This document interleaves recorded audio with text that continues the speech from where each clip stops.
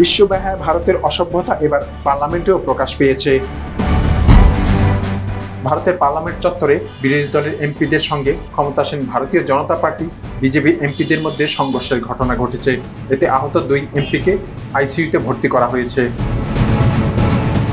দেশটির কেন্দ্রীয় স্বরাষ্ট্রমন্ত্রী অমিত শাহের বিতর্কিত এক মন্তব্যকে ঘিরে পার্লামেন্টে বিজেপি ও বিরোধী দলের এমপিদের মধ্যে এই সংঘর্ষ হয়।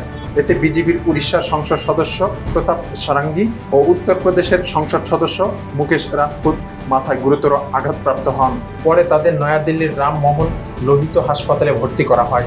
অবস্থা আরও খারাপ হলে নিবিড় পর্যবেক্ষণ কেন্দ্র আইসিইউতে নেওয়া হয় তাদের।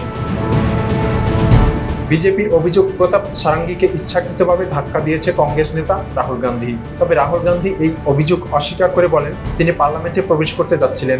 তখন কিছু বিজেপির সাংসদ তাকে ঢুকতে বাধা দেয় এবং ধাক্কা দিতে থাকে।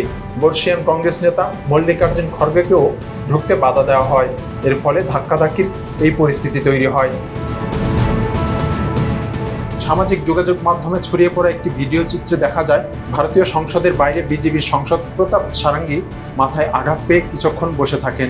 এ সময় রাহুল গান্ধী তার কাছে গিয়ে শারীরিক অবস্থা সম্পর্কে জানতে চাইলে বিজেপির সাংসদরা ক্ষুব্ধ প্রতিক্রিয়া দেখায়। গত মঙ্গলবার পার্লামেন্টের উচ্চকক্ষ রাজ্যসভার সংবিধানের ৭৫ বছর নিয়ে এক ভাষণে অমিত শাহ বলেছিলেন, এখন নতুন একটা প্রবণতা দেখা যাচ্ছে। সব বিষয়ে বারবার আম্বেদকর করা হচ্ছে।